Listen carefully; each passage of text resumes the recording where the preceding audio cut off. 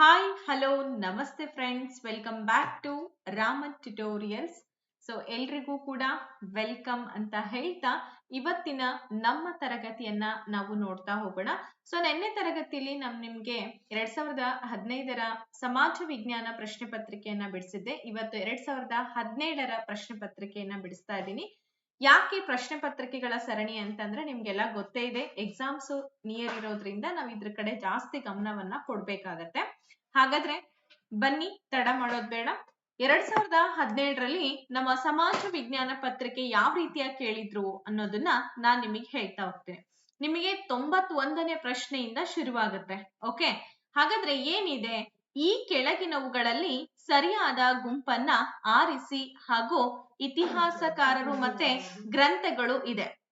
ನೋಡಿ, ಇಲ್ಲಿ ಪಟ್ಟಿ 1ರಲ್ಲಿ ಇತಿಹಾಸಕಾರರ ಹೆಸರನ್ನ ಕೊಟ್ಟಿದ್ದಾರೆ, ಪಟ್ಟಿ ಬಿ ನಲ್ಲಿ ಗ್ರಂಥಗಳ ಹೆಸರನ್ನ ಕೊಟ್ಟಿದ್ದಾರೆ. ಹಾಗಾದ್ರೆ ಹೆರೋಡೋಟಸ್, ಸಂತ ಅಗಸ್ಟೈನ್, ಹಾಗೆ ಆರ್ನಾಲ್ಡ್ ಟಾಯ್ನ್ಬಿ, ಕಾರ್ಲ್ ಮಾರ್ಕ್ಸ್ ಅಂತ ಇದೆ. ಈ ಕಡೆ ನೀವೇನ್ ಮಾಡ್ಬೇಕು, ಗ್ರಂಥಗಳನ್ನ ಹೆಸರಿಸ್ಬೇಕು. ಇದಕ್ಕೆ ಕೋಡ್ ಅನ್ನ ಕೂಡ ಕೊಟ್ಟಿದ್ದಾರೆ. ಓಕೆ, ನೋಡ್ಕೊಂಡ್ರ ಎಲ್ಲರೂ ಕೂಡ? Peloponnesian war, a study of history, Das Kapital, the study of Persian war, the city of God ಅಂತ ಇದೆ. ಓಕೆ, ಯಾರ್ಯಾರು ಯಾವ್ಯಾವ ಗ್ರಂಥವನ್ನ ಬರೀತಾರೆ ಅನ್ನೋದನ್ನ ನೀವೀಗ ಕಾಮೆಂಟ್ ಮೂಲಕ ತಿಳಿಸ್ತಾ ಹೋಗಿ. ಅಂಡ್ ಈ ಕ್ವಶನ್ ಪೇಪರ್ ನಿಜವಾಗ್ಲೂ ನೀವೇನಾದ್ರೂ ಕಂಪ್ಲೀಟ್ ಆಗಿ ತಿಳ್ಕೊಂಡಿದ್ದೆ ಆದಲ್ಲಿ 100% ನಿಮ್ಗೆ ಎಕ್ಸಾಮ್ ದೃಷ್ಟಿಕೋನದಲ್ಲಿ ಹೆಲ್ಪ್ ಆಗೇ ಆಗತ್ತೆ. ಓಕೆ, ಎಸ್, ಏನ್ ಬರುತ್ತೆ ಉತ್ತರ? ಹಾಗಿದ್ರೆ ಕರೆಕ್ಟ್ ಆಗಿ ಯೋಚನೆ ಮಾಡಿ ಆನ್ಸರ್ ಮಾಡ್ತಾ ಹೋಗ್ರಿ. ಇಲ್ಲಿ ಹೆರೋಡೋಟಸ್ ಯಾವ ಗ್ರಂಥವನ್ನ ಬರೀತಾನೆ? ಫಸ್ಟ್ ನಮಗೆ ಅದು ಬರ್ಬೇಕಲ್ವಾ. ಇತಿಹಾಸದ ಪಿತಾಮಹ ಅಂತೇಳಿ ಹೆರೋಡೋಟಸ್ ಅನ್ನ ನಾವು ಕರಿತಾ ಇದೀವಿ. The history of Persian war ಎಂಬ ಗ್ರಂಥವನ್ನ ಬರೀತಾರೆ. ಹಾಗೆ ಸಂತ ಆಗಸ್ಟೈಸ್ ಏನಿದ್ದಾರೆ ಅವರು ದಿ ಸಿಟಿ ಆಫ್ ಗಾಡ್ ಎಂಬ ಪುಸ್ತಕವನ್ನ ಬರೀತಾನೆ.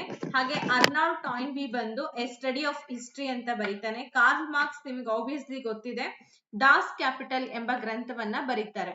ಈ ತರ ಇರುವಂತಹ ಆಪ್ಷನ್ ಯಾವುದು ಅಂದ್ರೆ ಆಪ್ಷನ್ ನಂಬರ್ 2 ಆಗುತ್ತೆ. ನಿಮ್ಮೆಲ್ಲರ ಉತ್ತರ ಕೂಡ ಸರಿಯಾಗಿದೆ. ಹಾಗಾದ್ರೆ ಈ ರೀತಿ ಕ್ವಶನ್ಸ್ ಗಳನ್ನ ಕೊಡಬಹುದಾ ಅಂತಂದ್ರೆ ಬಹಳ ಚಾನ್ಸಸ್ ಇದೆ. ಹಾಗಾಗಿ ನೀವೇನ್ ಮಾಡ್ಬೇಕು, ಈ ರೀತಿ ಕ್ವಶನ್ಸ್ ಗಳನ್ನ ಪ್ರತಿನಿತ್ಯ ಪ್ರಾಕ್ಟೀಸ್ ಮಾಡ್ತಾ ಹೋಗ್ರಿ. ನೆಕ್ಸ್ಟ್ ಕ್ವಶನ್ ಬಂದ್ಬಿಟ್ಟು 92ನೇ ಪ್ರಶ್ನೆ. ಈ ಕೆಳಗಿನವುಗಳಲ್ಲಿ ಸರಿಯಾದ ಹೊಂದಾಣಿಕೆಯ ಆಯ್ಕೆ ಯಾವುದು ಅಂತ ಕೇಳಿದ್ದಾರೆ. ಕಂಪ್ಲೀಟ್ ಆಗಿ ನಾಗರಿಕತೆಗಳಿಗೆ ಸಂಬಂಧಪಟ್ಟಂತಹ ಪ್ರಶ್ನೆ ಆಗಿದೆ. ಈಜಿಪ್ಟ್ ನಾಗರಿಕತೆ, ಮೆಸೊಪೊಟೋಮಿಯಾ ನಾಗರಿಕತೆ, ಚೀನಾ ನಾಗರಿಕತೆ ಹಾಗೂ ಸಿಂಧೂ ಬಯಲಿನ ನಾಗರಿಕತೆ ಅಂತ ಇದೆ. ಇಲ್ಲಿ ಹೈರೋಗ್ಲಿಫಿಕ್ಸ್, ಜಿಗುರಾತ್, ತೂಗುವಂತಹ ಉದ್ಯಾನ, ನಗರ ರಾಜ್ಯಗಳು ಅಂತ ಇದೆ.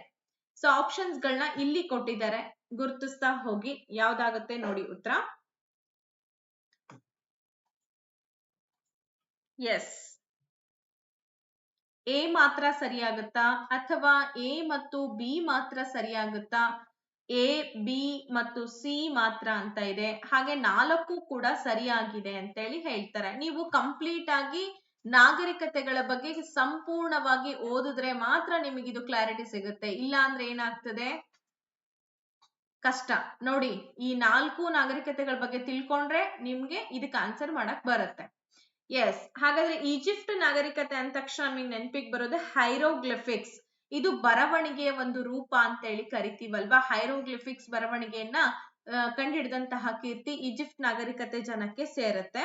ಹಾಗೆ ಇಲ್ಲಿ ಮೆಸೊಪೊಟೋಮಿಯಾ ನಾಗರಿಕತೆ, ಜಿಗುರಾತ್ಗಳ ಪರಿಚಯ ಈ ಮೆಸೊಪೊಟೋಮಿಯಾ ನಾಗರಿಕತೆ ಜನ ಮಾಡ್ತಾರೆ. ಹಾಗೆ ಚೀನಾ ನಾಗರಿಕತೆ ಇದೇನಪ್ಪಾ ಅಂತಂದ್ರೆ ತೂಗುವ ಉದ್ಯಾನ ಇಲ್ಲ. ಸಿಂಧೂ ಬಯಲಿನ ನಾಗರಿಕತೆ ನಗರ ರಾಜ್ಯಗಳು ಅಂತ ಇದೆ. ಹಾಗಾಗಿ ಇದು ಕೂಡ ಆಗಲ್ಲ. ಸರಿಯಾದ ಉತ್ತರ ಬಂದ್ಬಿಟ್ಟು ಆಪ್ಷನ್ ನಂಬರ್ ಎ ಮತ್ತು ಬಿ, ಇವೆರಡೇ ಸರಿಯಾದ ಹೊಂದಾಣಿಕೆ ಆಗಿರ್ತಕ್ಕಂಥ ಉತ್ತರಗಳು. ಹಾಗಾಗಿ ಆಪ್ಷನ್ ನಂಬರ್ 2. ನೆಕ್ಸ್ಟ್ ಹೋಗೋಣ.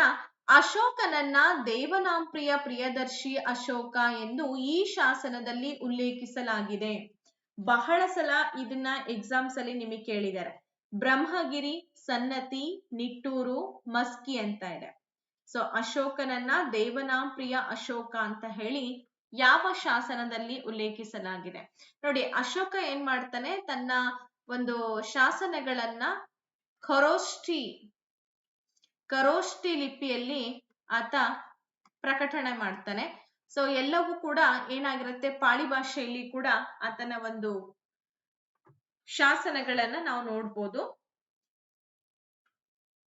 ಪ್ರಾಕೃತ ಮತ್ತೆ ಖರೋಷ್ಠಿ ಲಿಪಿಗಳು ಎರಡು ಲಿಪಿಗಳನ್ನ ಬಳಕೆ ಮಾಡ್ಕೊಳ್ತಾನೆ.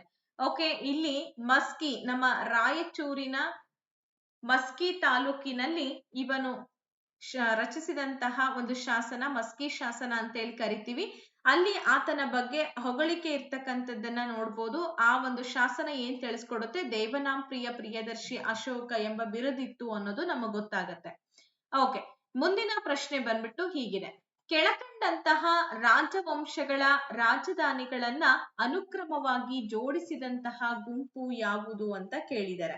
ಏನಿದು ಕ್ವಶನ್ ಹೀಗಿದೆ ಅಂತ ಹೇಳ್ತೀನಿ ಕೇಳಿ. ಇಲ್ಲಿ ರಾಷ್ಟ್ರಕೂಟ ಮನೆತನ ಕೊಟ್ಟಿದೆ, ಹೊಯ್ಸಳರ್ ಕೊಟ್ಟಿದ್ದಾರೆ, ಗುಪ್ತರ್ ಕೊಟ್ಟಿದ್ದಾರೆ, ಕುಶಾಣರ್ ಕೊಟ್ಟಿದ್ದಾರೆ. ಈ 4 ಮನೆತನಗಳು, ಈ 4 ಮನೆತನಗಳ ಅನುಕ್ರಮವಾದಂತಹ ರಾಜಧಾನಿಗಳನ್ನ ನೀವು ಹೇಳ್ಬೇಕು. ಪಾಟಲಿಪುತ್ರ, ದ್ವಾರಸಮುದ್ರ, ಪುರುಷಪುರ, ಮಾನ್ಯಖೇಟ.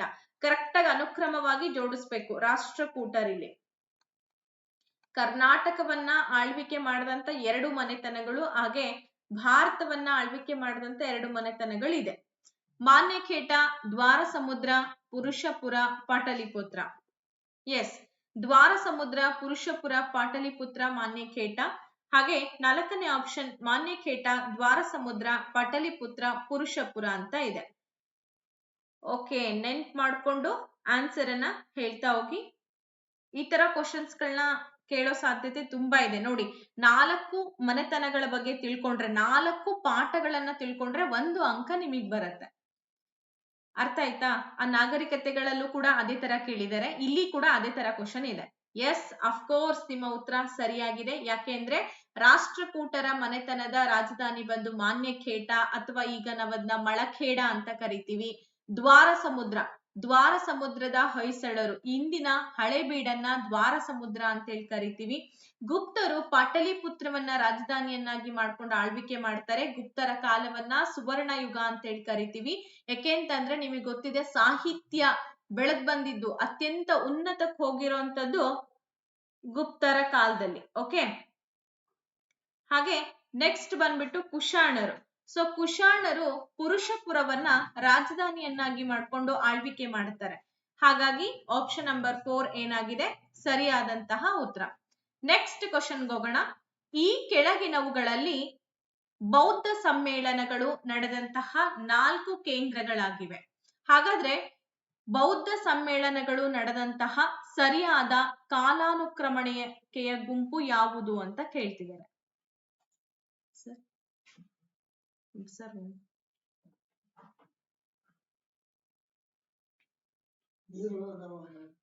ರಾಜಗೃಹ, ವೈಶಾಲಿ, ಪಾಟಲಿಪುತ್ರ, ಕುಂಡಲಿವನ.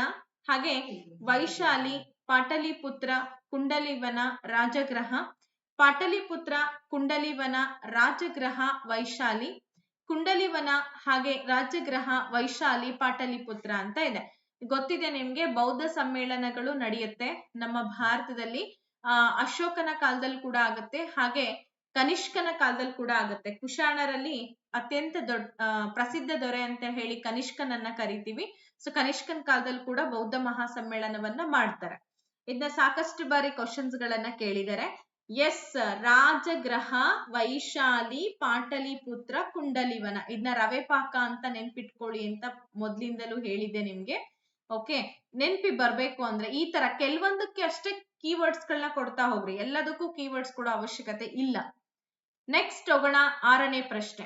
ಗಾಂಧಾರ ಕಲಾ ಶೈಲಿಗೆ ಸಂಬಂಧಪಟ್ಟಂತೆ ಈ ಕೆಳಗಿನ ಯಾವ ಹೇಳಿಕೆಗಳು ಸರಿಯಾಗಿವೆ? ಹೇಳಿಕೆ ಎ, ಭಾರತ ಮತ್ತು ಅರೇಬಿಕ್ ಶೈಲಿಯ ಸಮ್ಮಿಶ್ರಣ. ಹೇಳಿಕೆ ಬಿ ಏನ್ ಹೇಳ್ತಾ ಇದೆ, ಮಾನವ ಸೌಂದರ್ಯದ ಅಭಿವ್ಯಕ್ತತೆ ಈ ಕಲೆ ಒಂದು ಪ್ರಮುಖ ಲಕ್ಷಣವಾಗಿದೆ ಅಂತ ಇದೆ. ಹಾಗಾದ್ರೆ 2 ಹೇಳಿಕೆಗಳು ಸರಿನಾ ಅಥವಾ 2 ಹೇಳಿಕೆಗಳು ತಪ್ಪಾ? ಯಾವ ಹೇಳಿಕೆ ಸರಿ, ಯಾವ ಹೇಳಿಕೆ ತಪ್ಪು ಅನ್ನೋದನ್ನ ಆನ್ಸರ್ ಮಾಡ್ತಾ ಹೋಗಿ.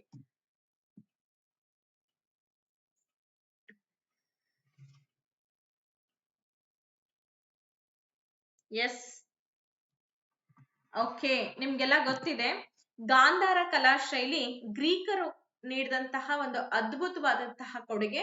ಅದರಲ್ಲೂ ಕೂಡ ಈ ಕುಶಾಣರ ಸಂದರ್ಭದಲ್ಲಿ, ಕುಶಾಣರ ಕಾಲದಲ್ಲಿ ಈ ಗಾಂಧಾರ ಕಲಾ ಶೈಲಿ ಹೆಚ್ಚು ಒಂದು ಪ್ರಸಿದ್ಧತೆಯನ್ನ ಪಡ್ಕೊಳ್ಳುತ್ತೆ ಅಲ್ವಾ. ಹಾಗಾದ್ರೆ ಸರಿಯಾದ ಉತ್ತರ ಬಂದ್ಬಿಟ್ಟು ಇಲ್ಲಿ ಬಿ ಮಾತ್ರ ಸರಿಯಾಗಿದೆ. ಹೌದು, ಯಾಕೆ ಅಂತಂದ್ರೆ ಅದು ಅರೇಬಿಕ್ ಶೈಲಿಯ ಸಮ್ಮಿಶ್ರಣ ಅಲ್ಲ, ಇಂಡೋ ಗ್ರೀಕ್ ಅಂದ್ರೆ ಭಾರತ ಮತ್ತು ಗ್ರೀಕ್ ಶೈಲಿಯ ಸಮ್ಮಿಶ್ರಣ. ಅದು ಅರೇಬಿಕ್ ಶೈಲಿ ಅಂತೂ ಬರದೇ ಇಲ್ಲ. ಹಾಗಾಗಿ ಎ ಹೇಳಿಕೆ ತಪ್ಪಾಗಿದೆ, ಬಿ ಮಾತ್ರ ಸರಿಯಾಗಿದೆ. ಮಾನವ ಸೌಂದರ್ಯ ನೋಡಿ, ಕಣ್ಣಾಗಿರ್ಬೋದು, ಕೂದಲುಗಳ ನಿರ್ಮಾಣ ಆಗಿರ್ಬೋದು, ವಸ್ತ್ರ ಧರಿಸುವಂತ ರೀತಿಯಲ್ಲಿ ಕೆತ್ತನೆ ಮಾಡೋದಾಗಿರ್ಬೋದು. ನೀವು ಮೊಟ್ಟ ಮೊದಲನೇದಾರಿಗೆ ಬುದ್ಧನ ಒಂದು ಪ್ರತಿಮೆಯನ್ನ ಮನುಷ್ಯ ರೂಪದಲ್ಲಿ ನೀಟಾಗಿ ಕೆತ್ತಲ್ಪಟ್ಟಂತ ಗಾಂಧಾರ ಕಲಾ ಶೈಲಿ ನೋಡ್ತೀರಾ ಅಲ್ವಾ. ಅಂದ್ರೆ ಮನುಷ್ಯನ ಸೌಂದರ್ಯದ ಅಭಿವ್ಯಕ್ತತೆ ಇಲ್ಲಿ ಬಿಂಬಿಸ್ತಾ ಹೋಗ್ತಾರೆ. ಹಾಗಾಗಿ ಬಿ ಮಾತ್ರ ಇಲ್ಲಿ ಸರಿಯಾದಂತಹ ಹೇಳಿಕೆ. ನೆಕ್ಸ್ಟ್ 7ನೇ ಪ್ರಶ್ನೆಗೆ ಹೋಗೋಣ. ಭಾರತದ ಗಿಳಿ ಅಂತ ಹೇಳಿ ಹೆಸರು ಪಡೆದಂತಹ ವ್ಯಕ್ತಿ ಯಾರು, ಲೇಖಕರು ಯಾರು? ಹಸನ್ ನಿಜಾಮಿ, ಉತ್ಪಿ, ಅಲ್ ಬೆರೂನಿ, ಹಾಗೆ ಅಮೀರ್ ಖುಸ್ರು ಅಂತ ಇದೆ.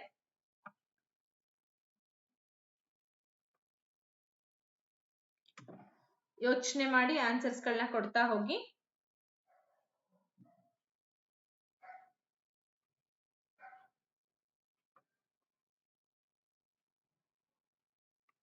ಓಕೆ, ಗೆಸ್ ಮಾಡ್ತಾ ಇರ್ತೀರಾ. ಭಾರತದ ಗಿಳಿ ಅಂತ ಹೇಳಿ ಯಾರನ್ನ ಕರಿತೀವಿ ಅಂತಂದಾಗ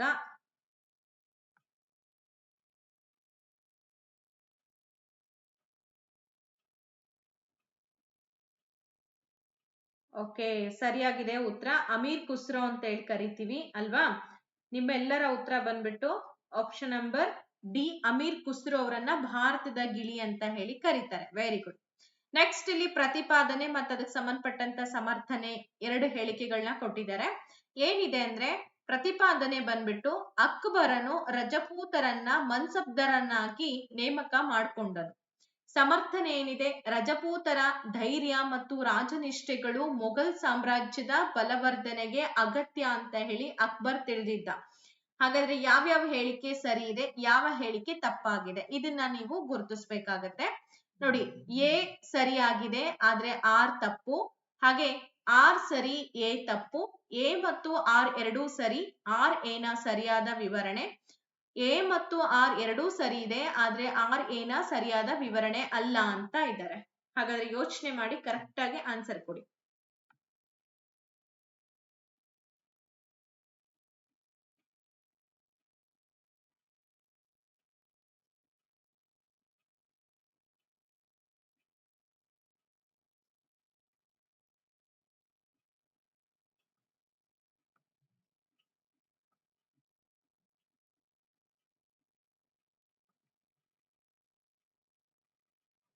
ಎಸ್, ಏನಾಗುತ್ತೆ ಉತ್ತರ? ನಿಮ್ಮೆಲ್ಲರ ಉತ್ತರ ಬಂದು ಡಿಫ್ರೆಂಟ್ ಆಗಿ ಕೊಡ್ತಾ ಇದ್ದೀರಾ. ಓಕೆ, ಆಪ್ಷನ್ ನಂಬರ್ 3 ಆಗುತ್ತೆ ಮೇಡಮ್. ಎ ಮತ್ತೆ ಆರ್ ಎರಡೂ ಕೂಡ ಸರಿಯಾಗಿದೆ. ಆರ್ ಎನ ಸರಿಯಾದಂತಹ ವಿವರಣೆ ಆಗಿದೆ. ಸೊ ಹಾಗಾಗಿ ಆಪ್ಷನ್ ನಂಬರ್ 3 ಸರಿಯಾಗಿದೆ. ನೋಡಿ, ಅಕ್ಬರ್ನು ಏನ್ ಮಾಡ್ತಾನೆ, ರಜಪೂತ್ರನ್ನ ಮನ್ಸಬ್ದಾರರನ್ನಾಗಿ ನೇಮಕ ಮಾಡ್ಕೊಳ್ತಾನೆ. ನಾನ್ ನಿಮಗೆ ಒಂದು ಕ್ಲಾಸ್ ಮೊನ್ನೆ ಎಲ್ಲ ಹೇಳಿದ್ದೆ, ನೆನಪಿದೆ ಅಂತ ಅನ್ಕೊಳ್ತೀನಿ, ಪೇಡ್ ವಿದ್ಯಾರ್ಥಿಗಳಿಗೆ. ಮನ್ಸಬ್ದಾರರು ಅಂದ್ರೆ ಯಾರು, ಏನು ಎತ್ತ ಅನ್ನೋದ್ರ ಬಗ್ಗೆ ಕಂಪ್ಲೀಟ್ ಡೀಟೇಲ್ಸ್ ಎಲ್ಲ ಕೊಟ್ಟಿದ್ದೆ. ಅದನ್ನ ಇನ್ನೊಂದ್ಸಲ ನೋಡ್ಕೊಂಡ್ರೆ ಗೊತ್ತಾಗುತ್ತೆ. ಹಾಗೆ ಇವ್ರ ಬಗ್ಗೆ ಪಾಠನೂ ಕೂಡ ಕೊಟ್ಟಿದ್ದೀನಿ. ಯಾಕೆ ಅವ್ರನ್ನ ಮನ್ಸಬ್ದರನ್ನಾಗಿ ನೇಮಕ ಮಾಡ್ಕೊಳ್ತಾನೆ ಅಂತಂದ್ರೆ, ರಜಪೂತರು ಬಹಳ ಧೈರ್ಯಶಾಲಿಗಳಾಗಿರ್ತಾರೆ. ಹಾಗೆ ಅವರು ರಾಜನಿಷ್ಠೆನೂ ಕೂಡ ಅವರಲ್ಲಿ ಜಾಸ್ತಿ ಇರುತ್ತೆ. ಇದರಿಂದಾಗಿ ಏನಾಗುತ್ತೆ, ಮೊಘಲ್ ಸಾಮ್ರಾಜ್ಯ ಬಲವರ್ಧನೆ ಜಾಸ್ತಿ ಆಗತ್ತೆ. ಬಲವರ್ಧನೆಗೆ ಅಗತ್ಯ ಅಂತ ಹೇಳ್ಬಿಟ್ಟು ಅವರನ್ನ ಮನ್ಸಬ್ದರನ್ನಾಗಿ ನೇಮಕ ಮಾಡ್ಕೊಳ್ತಾನೆ ಅಕ್ಬರ್. ಹಾಗಾಗಿ ಎರಡೂ ಹೇಳಿಕೆ ಸರಿಯಾಗಿದೆ, ಸಮರ್ಥನೆನೂ ಕೂಡ ಸರಿಯಾಗಿದೆ. Very good. ಸುಮಾರು ಜನ ಕರೆಕ್ಟ್ ಆಗಿ ಉತ್ತರವನ್ನ ಕೊಟ್ರೆ. ನೆಕ್ಸ್ಟ್ ಪ್ರಶ್ನೆಗೆ ಬರೋಣ. ಶೈವರ ಅಜಂತ ಅಂತ ಹೇಳಿ ಪ್ರಸಿದ್ಧಿ ಪಡೆದಂತಹ ಸ್ಥಳ ಯಾವುದು? ನೋಡಿ, ಯೋಚನೆ ಮಾಡಿ ಆನ್ಸರ್ ಅನ್ನ ಕೊಡಿ.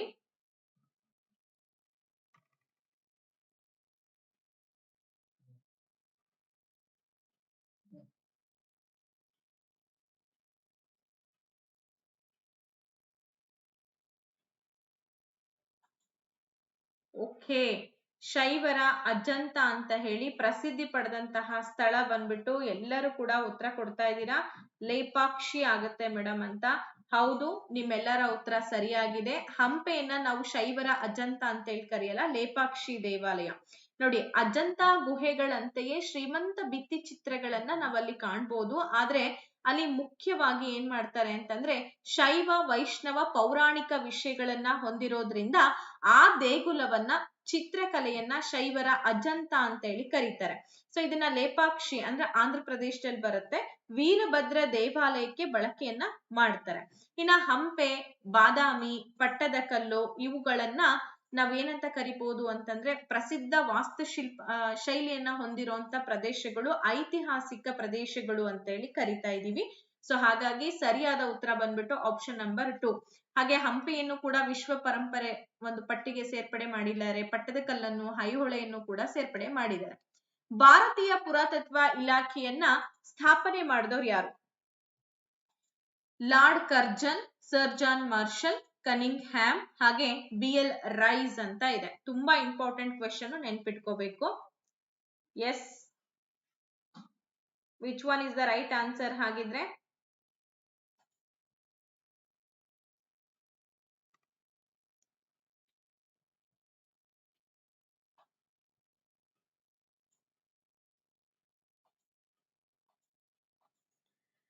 ಓಕೆ ಇಲ್ಲಿ ಲಾರ್ಡ್ ಕರ್ಜನ್ ಅಂತ ಹೇಳಿ ಅವರು ಕೀ ಆನ್ಸರ್ ಅನ್ನ ಕೊಟ್ಟಿರುವಂತದ್ದು. ನಿಜವಾಗ್ಲೂ ಕೂಡ ಪುರಾತತ್ವ ಇಲಾಖೆಯನ್ನ ಸ್ಥಾಪಿಸಿದಂತಹ ಕೀರ್ತಿ ಕನ್ನಿಂಗ್ ಹ್ಯಾಮನಿಗೆ ಸಲ್ಲತ್ತೆ. ನಾನು ಹೇಳ್ತೀನಿ ಇದ್ರ ಬಗ್ಗೆ. ಬಟ್ ಲಾರ್ಡ್ ಕರ್ಜನ್ ನ ಕಾಲದಲ್ಲಿ ಆಗತ್ತೆ. 1861ರಲ್ಲಿ ಏನಾಗತ್ತೆ, ಲಾರ್ಡ್ ಕನ್ನಿಂಗ್ ಭಾರತದಲ್ಲಿ ಪುರಾತತ್ವ ಸಮೀಕ್ಷೆ ಅಂತಂದ್ರೆ ನಿಮ್ಗೆಲ್ಲ ಗೊತ್ತೇ ಇದೆ. ಈ ಅಳೆದು ಹೋಗಿರುವಂತಹ ಸಾಮ್ರಾಜ್ಯಗಳ ಬಗ್ಗೆ, ನಾಗರಿಕತೆಗಳ ಬಗ್ಗೆ ಮತ್ತೆ ಮರುಪರಿಶೀಲನೆ ಮಾಡುವಂತಹ ಪ್ರಕ್ರಿಯೆ, ಉತ್ಖನನಗಳನ್ನ ಮಾಡ್ತಾರೆ. ಈ ಪ್ರಾಕ್ತನ ಶಾಸ್ತ್ರಗಳನ್ನ ಅಧ್ಯಯನ ಮಾಡ್ಲಿಕ್ಕೆ ಶುರು ಮಾಡ್ತಾರೆ. ಇವೆಲ್ಲವುಗಳನ್ನ ಪುರಾತತ್ವ ಇಲಾಖೆ ನೋಡ್ಕೊಳ್ಳುವಂಥದ್ದು. ಇಂಥ ಪುರಾತತ್ವ ಇಲಾಖೆಯನ್ನ ಲಾರ್ಡ್ ಕರ್ಜನ್ ಸಂದರ್ಭದಲ್ಲಿ ಲಾರ್ಡ್ ಕನ್ನಿಂಗ್ ಏನ್ ಮಾಡ್ತಾನೆ, ಭಾರತದಲ್ಲಿ ಪುರಾತತ್ವ ಸಮೀಕ್ಷೆ ಅಥವಾ ವಿಭಾಗಕ್ಕೋಸ್ಕರ ಕರ್ನಲ್ ಅಲೆಕ್ಸಾಂಡರ್ ಕನ್ನಿಂಗ್ ಹ್ಯಾಮ್ ಅನ್ನ ನೇಮಕ ಮಾಡ್ತಾರೆ. ಸೊ ಅವನನ್ನೇ ಫಾದರ್ ಆಫ್ ಇಂಡಿಯನ್ ಆರ್ಕಿಯಾಲಜಿ ಅಂತ ಹೇಳಿ ಕೂಡ ಕರಿತೀವಿ. ಲಾರ್ಡ್ ಕರ್ಜನ್ ನಂತರದಲ್ಲಿ ರಕ್ಷಣಾ ಕಾಯ್ದೆಗಳ ಮೂಲಕ ಪುರಾತತ್ವಕ್ಕೆ ಪ್ರೋತ್ಸಾಹವನ್ನ ನೀಡಿದಂತಹ ಒಬ್ಬ ಶ್ರೇಷ್ಠ ವೈಸ್ರಾಯ್ ಅಂತಂದ್ರೆ ಇವನನ್ನ ನಾವು ಗುರುತಿಸ್ತೀವಿ, ಕನ್ನಿಂಗ್ ಹ್ಯಾಮ್ ಅನ್ನ ಗುರುತಿಸ್ತೀವಿ. ಸರಿನಾ? ಓಕೆ, BL ರೈಸ್ ಅಂತ ಇದೆ. ಸೊ BL ರೈಸ್ ಏನಪ್ಪಾ, ಇವರು ಯಾರು ಅಂತಂದ್ರೆ ಇವರು ಕರ್ನಾಟಕದಲ್ಲಿ ಶಾಸನ ಪುರಾತತ್ವ ಸಂಶೋಧನೆಗೆ ಪ್ರಸಿದ್ಧರಾಗಿದ್ರು. ಅಷ್ಟೇ ಅಲ್ದಂಗೆ ರಾಷ್ಟ್ರೀಯ ಮಟ್ಟದ ಆರ್ಕಿಯಾಲಜಿಕಲ್ ಸರ್ವೆ ಆಫ್ ಇಂಡಿಯಾದ ಸ್ಥಾಪಕರು ಅಲ್ಲ ಇವರು, BL ರೈಸ್ ಅವರು. ಓಕೆ, ಜಾನ್ ಮಾರ್ಷಲ್ ಯಾರು ಅಂತಂದ್ರೆ ಇವರೊಬ್ಬರ ಡೈರೆಕ್ಟರ್ ಜನರಲ್ ಆಗಿದ್ರು. ಓಕೆ, ಇಂಡಸ್ ವ್ಯಾಲಿ ನಾಗರಿಕತೆಯ ಉತ್ಖನನದ ಒಂದು ಸಂದರ್ಭದಲ್ಲಿ ಪ್ರಮುಖ ಪಾತ್ರವನ್ನ ನಿರ್ವಹಿಸ್ತಾರೆ. ನೆಕ್ಸ್ಟ್ ಕ್ವಶನ್ ಹೋಗೋಣ. ಮುಂದಿನ ಪ್ರಶ್ನೆ ಬಂದ್ಬಿಟ್ಟು 11ನೇ ಪ್ರಶ್ನೆ. ಇಲ್ಲಿ ಕೊಟ್ಟಿರುವಂತಹ ಭೂಪಟದಲ್ಲಿ ಪೋರ್ಚುಗೀಸ್ ಅಂತ ಹೇಳಿ P, ಇಂಗ್ಲಿಷರು ಅಂತ ಹೇಳಿ E, ಡಚ್ಚರು ಅಂತ ಹೇಳಿ D, ಹಾಗೆ ಫ್ರೆಂಚರು ಅಂತ ಹೇಳಿ F ಈ ವ್ಯಾಪಾರ ಕೇಂದ್ರಗಳನ್ನ ಗುರುತಿಸಿದ್ದಾರೆ. ಇನ್ನೇನ್ ಮಾಡ್ಬೇಕು ನಾವು ಅಂತಂದ್ರೆ ಈ ಕೆಳಗಿನ ಯಾವ ಗುಂಪು ವ್ಯಾಪಾರ ಕೇಂದ್ರಗಳನ್ನ DPEF ಸರಣಿಯಲ್ಲಿ ಜೋಡಿಸಿದಂತಹ ಗುಂಪಾಗಿದೆ ಅಂತ ಕೇಳಿದ್ದಾರೆ. ಎಷ್ಟು ಚೆನ್ನಾಗಿ ಕೇಳಿದ್ರು ಗೊತ್ತಾ? 2015-17ರಲ್ಲಿ ಪ್ರಶ್ನೆಗಳು ನೋಡ್ಕೋಬಹುದು, ನಿಮಗೆ ಅರ್ಥ ಆಗುತ್ತೆ ಅನ್ಕೊಂಡಿದೀನಿ. ಇಲ್ಲಿ B, ಇಲ್ಲಿ C, ಇಲ್ಲಿ D, ಇಲ್ಲಿ A ಅಂತ ಕೊಟ್ಟಿದ್ದಾರೆ. ಹಾಗಾದ್ರೆ A, B, C, D ಇದು ಯಾರ ಕ್ಷೇತ್ರ? ಇದು ಯಾರ ಕ್ಷೇತ್ರ? ಇದು ಯಾರ ಕ್ಷೇತ್ರ? ಇದು ಯಾರ ಕ್ಷೇತ್ರ? ಕ್ಷೇತ್ರ ಅಂದ್ರೆ ಗೊತ್ತಾಗ್ತದಲ್ಲ, ವಸಾಹತುಕೋಟೆಗಳು ಯಾರ್ಯಾರು ಶುರು ಮಾಡಿದ್ರು? ಫ್ರೆಂಚರು ಮಾಡಿದ್ರೆ P ಅಂತ ಕೊಡಿ, ಇಂಗ್ಲಿಷರು ಮಾಡಿದ್ರೆ E ಅಂತ ಕೊಡಿ, ಡಚ್ರು ಮಾಡಿದ್ರೆ D ಅಂತ, ಹಾಗೆ ಪೋರ್ಚುಗೀಸರು ಮಾಡಿದ್ರೆ P ಅಂತ ಕೊಡ್ಬೇಕು. ಆಲ್ಮೋಸ್ಟ್ ನಿಮಗೆ ಇಲ್ಲಿ ಆಪ್ಷನ್ಸ್ ಗಳನ್ನ ಕೂಡ ಕೊಟ್ಟಿದ್ದಾರೆ. DBAC, ACDB, DABC, ಹಾಗೆ BDCA ಅಂತ ಇದೆ. ಅನುಕ್ರಮವಾಗಿ ಕೊಡ್ಬೇಕು ನಾವಿಲ್ಲಿ. ಸೊ ಅನುಕ್ರಮವಾಗಿ ಕೊಡ್ಬೇಕಪ್ಪ ಅಂತಂದ್ರೆ ಹೇಗೆ ಮೇಡಮ್ ಅಂತಂದ್ರೆ ನಾನು ಹೇಳ್ತೀನಿ ಕೇಳಿ. ಫಸ್ಟ್ ಇಲ್ಲಿ ನೀವು ಗಮನಿಸಬಹುದು, ಇದು ಯಾರ್ದು? ಇಲ್ಲಿ ಯಾರ ವಸಾಹತುಕೋಟೆ ಶುರುವಾಗುತ್ತೆ ಅಂತ ಅಂದ್ರೆ ಇಲ್ಲಿ ಇಂಗ್ಲಿಷರು. ಓಕೆ, ಅದಾದ ಮೇಲೆ ನೆಕ್ಸ್ಟ್ ಬರುವಂತದ್ದು C. ಇಲ್ಲಿ ಈ ಸಿ ಯಾರ್ದು ಅಂತಂದಾಗ ಡಚ್ಚರು, ಅದಾದ್ಮೇಲೆ ಫ್ರೆಂಚರು, ಅದಾದ್ಮೇಲೆ ಏನಾಗುತ್ತಪ್ಪ ಅಂತಂದ್ರೆ ಓಕೆ ಗೊತ್ತಾಯ್ತಾ? ಹಾಗಾದ್ರೆ ಇಲ್ಲಿ ನಾವು ಕರೆಕ್ಟ್ ಆಗಿ ಜೋಡಿಸ್ಬೇಕಾಗಿರೋದು ಎ ಸಿ ಡಿ ಬಿ ಅಂದ್ರೆ DPEF ಸರಣಿಯಲ್ಲಿ ಇದು ಡಚ್ಚರ್ದು, ಆಮೇಲೆ ಇದು ಪೋರ್ಚುಗೀಸರ್ದು, ಇದು ಇಂಗ್ಲಿಷರ್ದು, ಇದು ಫ್ರೆಂಚರ್ದು ಅಂತ ಇದೆ. ಎ ಡಚ್ಚರ್ದಾಗುತ್ತೆ, ಸಿ ಪೋರ್ಚುಗೀಸ್ ಅವ್ರದ್ದು, ಡಿ ಬಂದು ಇಂಗ್ಲಿಷ್ನವ್ರದ್ದು, ಎಫ್ ಬಂದು ಯಾರ್ದಪ್ಪ ಅಂದ್ರೆ ಕೊನೆಯದಾಗಿ ಉಳ್ಕೊಂಡಿರೋಂತ ಫ್ರೆಂಚ್ನವ್ರದ್ದು. ಹಾಗಾದ್ರೆ ಗುರ್ತಿಸೋಣವಾ? ಎ ಬಂದು ಇದು ಡಚ್ ಸ್ಥಳ, ಹಾಗೆ ಸಿ ಬಂದು ಇದು ಯಾರ್ದಪ್ಪ ಅಂತಂದ್ರೆ ಪೋರ್ಚುಗೀಸರ ಸ್ಥಳ, ಹಾಗೆ ಇ ಯಾರ್ದಪ್ಪ ಅಂದ್ರೆ ಇಂಗ್ಲಿಷ್ನವ್ರದ್ದು ಎಲ್ಲಿದೆ? ಇಲ್ಲಿದೆ ಡಿ. ಅದಾದ್ಮೇಲೆ ಬಿ ಇಲ್ಲಿದೆ. ಸೊ ಇದು ಎಫ್ ಫ್ರೆಂಚರ ಸ್ಥಳ ಆಗಿತ್ತು, ಮಾಹೆ ಅವೆಲ್ಲ ಬಂದಿತ್ತಲ್ಲ ಅಲ್ಲಿ. ಓಕೆ, ಹಾಗಾದ್ರೆ ಅರ್ಥ ಆಯ್ತಲ್ವಾ ನಿಮಗೆ? ನೆಕ್ಸ್ಟ್ ಕ್ವಶನ್ಗೆ ಹೋಗೋಣ, 12ನೇ ಪ್ರಶ್ನೆಗೆ. ಸೊ 12ನೇ ಪ್ರಶ್ನೆ ಏನಿದೆ ಅಂತಂದ್ರೆ, ಈ ಕೆಳಗಿನವರಲ್ಲಿ ಯಾರು ಭಾರತದ ಪ್ರಥಮ ಸ್ವಾತಂತ್ರ್ಯ ಸಂಗ್ರಾಮದೊಂದಿಗೆ ಸಂಬಂಧವನ್ನ ಹೊಂದಿಲ್ಲ ಅಂತ ಇದೆ.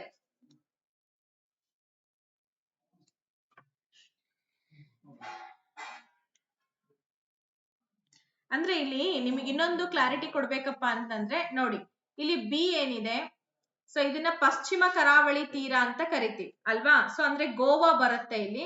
ಸೊ ಗೋವಾ ಬರುತ್ತೆ. ನೆಕ್ಸ್ಟ್ ಈ ಕಡೆ ಎ ಅಂತಂದಾಗ ಪೂರ್ವ ಕರಾವಳಿ ಬರುತ್ತೆ, ಕೋಲ್ಕತ್ತಾ ಮದ್ರಾಸ್ ಬರುತ್ತೆ. ಡಿ ಅಂತಂದಾಗ ಇದು ಕರಾವಳಿ ತೀರ, ಇಲ್ಲಿ ಏನಪ್ಪಾ ಅಂದ್ರೆ ಪುಲಿಕಾಟ್ ಬರುತ್ತೆ, ಪೂರ್ವ ಕರಾವಳಿ. ಹಾಗೆ ಪಶ್ಚಿಮ ಕರಾವಳಿ ಮಾಹೆ ಅಥವಾ ಕೊಚ್ಚಿ ಇಲ್ಲಿ ಬರುವಂತದ್ದು, ನೆನ್ಪಿಟ್ಕೊಳ್ಳಿ. ಓಕೆ, ಮುಂದಿನ ಒಂದು ಪ್ರಶ್ನೆಗೆ ಹೋಗೋಣ. ಮುಂದಿನ ಪ್ರಶ್ನೆ ಹೀಗಿದೆ: ಬೇಗಂ ಹಜರತ್ ಮಹಲ್, ಬಹದ್ದೂರ್ ಶಾ, ನಾನಾ ಸಾಹೇಬ್ ಹಾಗೆ ರಾಸ್ ಬಿಹಾರಿ ಬೋಸ್ ಅಂತ ಇದೆ.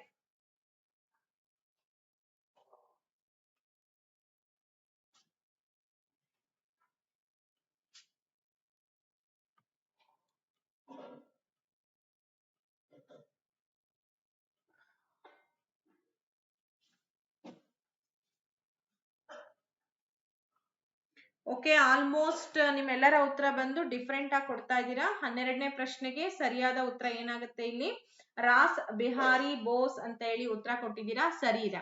ನೋಡಿ, ಇಲ್ಲಿ ಏನಪ್ಪಾ ಅಂತಂದ್ರೆ ಬೇಗಂ ಹಜರತ್ ಮಹಲ್ ಏನಿದ್ದಾರೆ, ಇವರು ಲಕ್ನೋದಲ್ಲಿ ಈ ಒಂದು ಮುಖ್ಯ ಸ್ಥಾನವನ್ನ ವಹಿಸ್ಕೊಂಡಿರ್ತಾರೆ ಭಾರತದ ಪ್ರಪ್ರಥಮ ಸ್ವತಂತ್ರ ಸಂಗ್ರಾಮದಲ್ಲಿ. ಹಾಗೆ ಬಹದ್ದೂರ್ ಶಾ ಏನಿದ್ದಾರೆ, ಈ ಬಹದ್ದೂರ್ ಶಾ ದೆಹಲಿಯ ಒಂದು ಮುಖ್ಯ ನೇತೃತ್ವವನ್ನ ವಹಿಸ್ಕೊಂಡಿರ್ತಾರೆ. ನಾನಾ ಸಾಹೇಬ್ನವರು ಕಾನ್ಪುರ, ಓಕೆ, ಕಾನ್ಪುರದಲ್ಲಿ ನಾನಾ ಸಾಹೇಬ್ ಅವರು ನೇತೃತ್ವ, ಹಾಗೆ ಬಹದ್ದೂರ್ ಶಾ ಅವರು ದೆಹಲಿಯಲ್ಲಿ, ಬೇಗಂ ಹಜರತ್ ಮಹಲ್ ಬಂದು ಲಕ್ನೋದಲ್ಲಿ. ಇನ್ನ ರಾಸ್ ಬಿಹಾರಿ ಬೋಸ್ ಏನಿದ್ದಾರೆ 20ನೇ ಶತಮಾನದಲ್ಲಿ ಬರ್ತಾರೆ. ಸೊ ಇವರು 20ನೇ ಶತಮಾನದ ಕ್ರಾಂತಿಕಾರಿ ಹೋರಾಟಗಾರರು. ಲೈಕ್ ನಿಮ್ಗೆಲ್ಲ ಗೊತ್ತಿದೆ, ಗದರ್ ಪಕ್ಷ ಮತ್ತೆ ಇಂಡಿಯನ್ ನ್ಯಾಷನಲ್ ಆರ್ಮಿಯನ್ನ ಸ್ಥಾಪನೆ ಮಾಡೋದ್ರಲ್ಲಿ ಪ್ರಮುಖ ಪಾತ್ರವನ್ನ ವಹಿಸುವಂತವರು ರಾಸ್ ಬಿಹಾರಿ ಬೋಸ್. ಹಾಗೆ 1857ರ ಸಂಗ್ರಾಮದಲ್ಲಿ ಇವರು ಭಾಗವಹಿಸಿರ್ಲಿಲ್ಲ, ಇದಕ್ಕೂ ಅದಕ್ಕೂ ಸಂಬಂಧ ಇರ್ಲಿಲ್ಲ. ನೆಕ್ಸ್ಟ್ ಕ್ವಶನ್ಗೆ ಹೋಗೋಣ. 13ನೇ ಪ್ರಶ್ನೆ. ಅರ್ಥ ಆಗ್ತಿದೆಯಲ್ಲ ನಾನು ಮಾಡ್ತಾ ಇರೋದು? ಈ ಕೆಳಗಿನವುಗಳಲ್ಲಿ ಯಾವುದು ಬ್ರಿಟಿಷ್ ಪೂರ್ವ ಭಾರತೀಯ ಭೂಕಂದಾಯ ವ್ಯವಸ್ಥೆಯ ಲಕ್ಷಣವಲ್ಲ ಅಂತ ಇದೆ. ಕಂದಾಯ ವಸೂಲಾತಿಯ ಹಕ್ಕನ್ನ ರಾಜರು ಹೊಂದಿದ್ದರು, ಭೂಮಿಯ ಒಡೆತನವು ಹಳ್ಳಿಯಲ್ಲಿಯೇ ಉಳಿದಿತ್ತು, ರೈತರು ಹೊಂದಿದಂತಹ ಜಮೀನಿನ ಪ್ರಮಾಣದಲ್ಲಿ ಕಂದಾಯ ದರವನ್ನ ನಿಗದಿಪಡಿಸಲಾಗ್ತಾ ಇತ್ತು, ಹಾಗೆ ತೆರಿಗೆ ಸಂಗ್ರಹಕ್ಕಾಗಿ ಹರಾಜು ಪದ್ಧತಿ ಜಾರಿಯಲ್ಲಿದ್ದಿತ್ತು ಅಂತ ಇದೆ.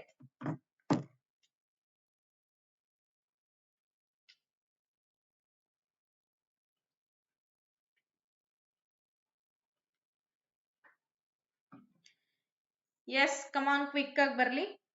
ಓಕೆ, ಆಪ್ಷನ್ ನಂಬರ್ 4 ಇದಕ್ಕೆ ಸರಿಯಾದ ಉತ್ತರ ಆಗುತ್ತೆ. ಯಾಕೆ ಅಂತಂದ್ರೆ ತೆರಿಗೆ ಸಂಗ್ರಹಕ್ಕಾಗಿ ಹರಾಜು ಪದ್ಧತಿ ಜಾರಿಯಲ್ಲಿ ಇರಲಿಲ್ಲ. ಬ್ರಿಟಿಷ್ ಪೂರ್ವ ಭಾರತೀಯ ಒಂದು ಭೂಕಂದಾಯ ವ್ಯವಸ್ಥೆಯಲ್ಲಿ ಈ ರೀತಿಯಾದಂತ ವ್ಯವಸ್ಥೆ ಇರಲಿಲ್ಲ. ಬ್ರಿಟಿಷರು ಬರೋದ್ಕಿಂತ ಮುಂಚೆ ಭೂಕಂದಾಯವು ಸಾಂಪ್ರದಾಯಿಕವಾಗಿತ್ತು. ಅಂದ್ರೆ ರೈತರು ಏನ್ ಮಾಡ್ತಾ ಇದ್ರು, ನೇರವಾಗಿ ಅಥವಾ ಹಳ್ಳಿಯ ಮುಖ್ಯಸ್ಥನ ಮೂಲಕ ಕಂದಾಯವನ್ನ ನೀಡ್ತಾ ಇದ್ರು. ಸೊ ಹರಾಜು ಪದ್ಧತಿ ಅಂದ್ರೆ ಆಕ್ಷನ್ ಸಿಸ್ಟಮ್ ಅಂತ ಹೇಳಿ ಕರಿತೀವಿ. ಈ ಆಕ್ಷನ್ ಸಿಸ್ಟಮ್ ಏನಾಗುತ್ತೆ, ಇದನ್ನ British governor general Warren Hastings ಏನ್ ಮಾಡ್ತಾನೆ, ಜಾರಿಗೆ ತರ್ತಾನೆ. ನೆನ್ಪಿಟ್ಕೊಳ್ಳಿ, ಹರಾಜು ಪದ್ಧತಿಯನ್ನ ಯಾರು ಜಾರಿಗೆ ತರ್ತಾರೆ ಅಂದ್ರೆ ಗವರ್ನರ್ ಜನರಲ್ ಆದಂತ ವಾರನ್ ಹೇಸ್ಟಿಂಗ್ಸ್ ಜಾರಿಗೆ ತರ್ತಾನೆ. ಯಾರು ಹೆಚ್ಚು ಕಂದಾಯ ನೀಡಲು ಹರಾಜಿನಲ್ಲಿ ಒಪ್ಕೊಳ್ತಾರೆಯೋ ಸೊ ಅವ್ರಿಗೆ ಏನ್ ಮಾಡ್ತಾ ಇದ್ರು, ಕಂದಾಯ ವಸೂಲಿ ಮಾಡುವಂತಹ ಹಕ್ಕನ್ನ ಕೊಡ್ತಾ ಇದ್ರು. ಹಾಗಾಗಿ ಇದು ಬ್ರಿಟಿಷ್ ಪೂರ್ವ ಪದ್ಧತಿಯಲ್ಲಿ ಇರ್ಲಿಲ್ಲ, ಯಾವುದು ಹರಾಜು ಪದ್ಧತಿ ಇರ್ಲಿಲ್ಲ. ಓಕೆ, ಈಗ 14ನೇ ಪ್ರಶ್ನೆಗೆ ಹೋಗಿದೀವಿ. ಏನಿದೆ ಅಂತಂದ್ರೆ, ಸ್ವಾಮಿ ದಯಾನಂದ ಸರಸ್ವತಿಯವರು ಶುದ್ಧಿ ಚಳುವಳಿಯನ್ನ ಪ್ರಾರಂಭಿಸಿದ್ದರು. ಹಾಗಾದ್ರೆ ಎದಕ್ ಸಂಬಂಧಪಟ್ಟಂಗಿದೆ ಪ್ರಶ್ನೆ ಇದು? ಸಮರ್ಥನೆ ಮತ್ತು ಪ್ರತಿಪಾದನೆ ಎರಡಿದೆ. ಸ್ವಾಮಿ ದಯಾನಂದ ಸರಸ್ವತಿಯವರು ಶುದ್ಧಿ ಚಳುವಳಿಯನ್ನ ಪ್ರಾರಂಭಿಸಿದ್ದರು. ಅವರು ಮತಾಂತರಗೊಂಡವರನ್ನ ಹಿಂದೂ ಧರ್ಮಕ್ಕೆ ತಂದುಕೊಳ್ಳುವುದರ ಮೂಲಕ ಹಿಂದೂ ಧರ್ಮವನ್ನ ಗಟ್ಟಿಗೊಳಿಸುವಂತಹ ಉದ್ದೇಶವನ್ನ ಹೊಂದಿದ್ರು ಅಲ್ವಾ? ಎಲ್ಲ ಕೇಳಿರ್ತೀರಾ ಸಾಮಾನ್ಯವಾಗಿ, ನಿಮಗೆ ಗೊತ್ತಿದೆ ಏನಾಗುತ್ತೆ ಏನಿಲ್ಲ ಅಂತ ಹೇಳಿ.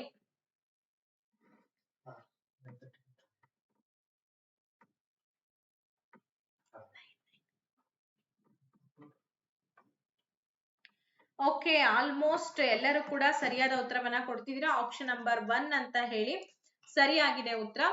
ಎ ಮತ್ತು ಆರ್ ಎರಡೂ ಕೂಡ ಸರಿ, ಹಾಗೂ ಆರ್ ಎನ ಸರಿಯಾದ ವಿವರಣೆ. ಯಾಕೆ ಅನ್ನೋದು ನಿಮಗೆ ಗೊತ್ತಿದೆ.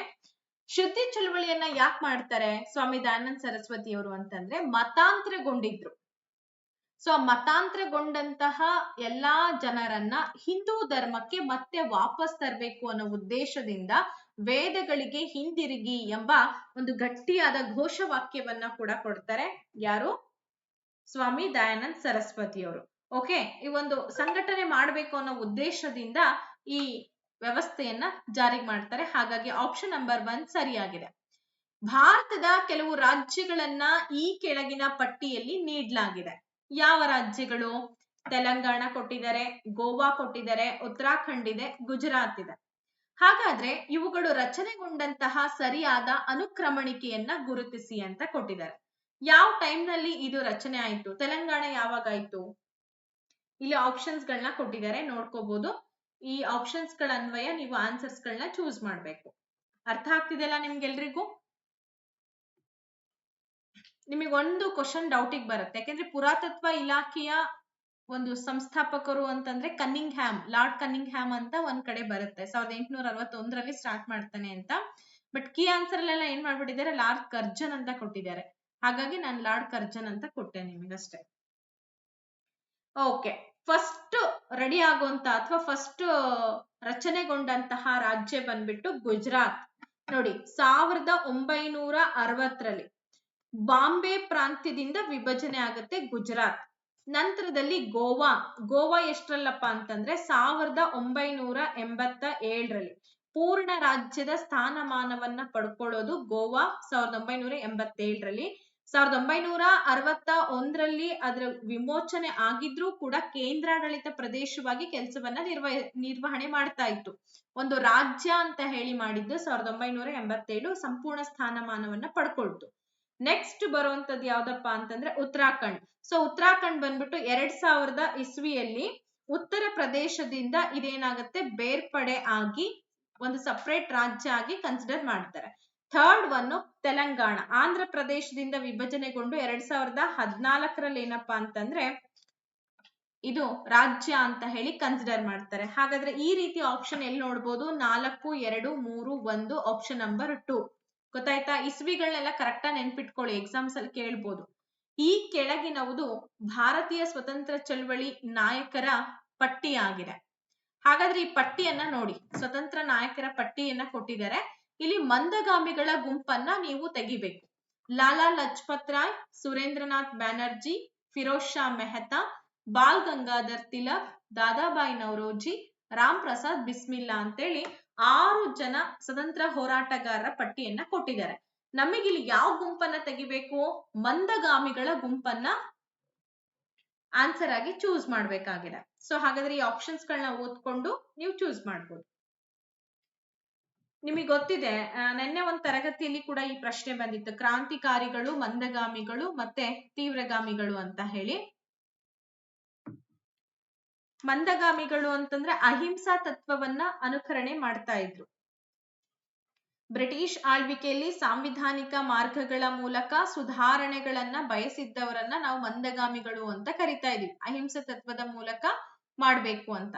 ಇನ್ನು ತೀವ್ರಗಾಮಿಗಳು ಎಕ್ಸ್ಟ್ರೀಮಿಸ್ಟಸ್ ಅಂತಂದ್ರೆ ಈಗ ಲಾಲ್ ಬಾಲ್ ಪಾಲ್ ಇವ್ರೇನಿದ್ದಾರೆ, ಲಾಲಾ ಲಜಪತ್ ರಾಯ್, ಬಾಲ್ ಗಂಗಾಧರ್ ತಿಲಕ್ ಹಾಗೆ ಬಿಪಿನ್ ಚಂದ್ರ ಪಾಲ್, ಇವರೆಲ್ಲರನ್ನ ನಾವು ತೀವ್ರಗಾಮಿಗಳು ಅಂತ ಕರಿತೀವಿ.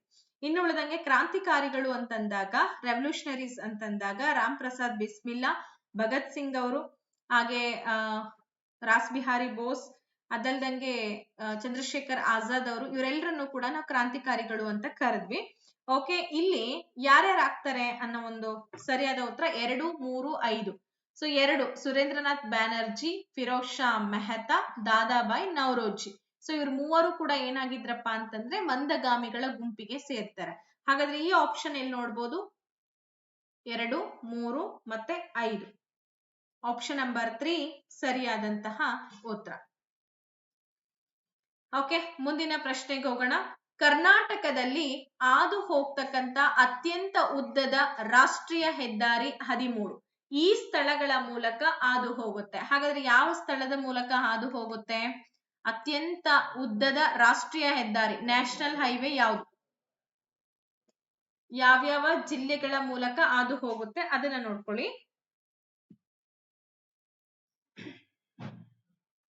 ನ್ಯಾಷನಲ್ ಹೈವೇ 13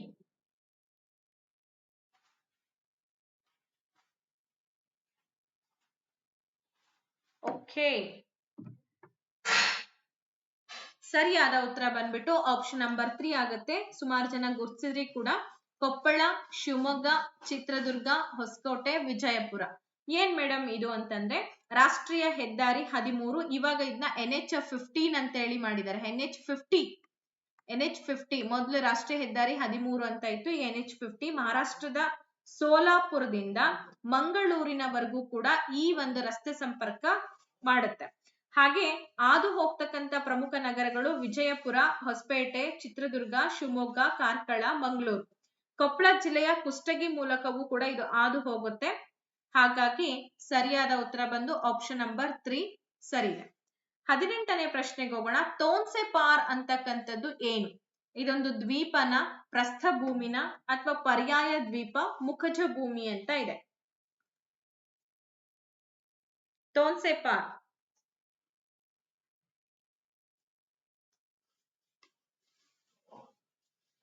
ನೋಡಿ, ಯೋಚನೆ ಮಾಡಿ ಆನ್ಸರ್ಸ್ ಅನ್ನ ಕೊಡ್ತಾ ಹೋಗಿ.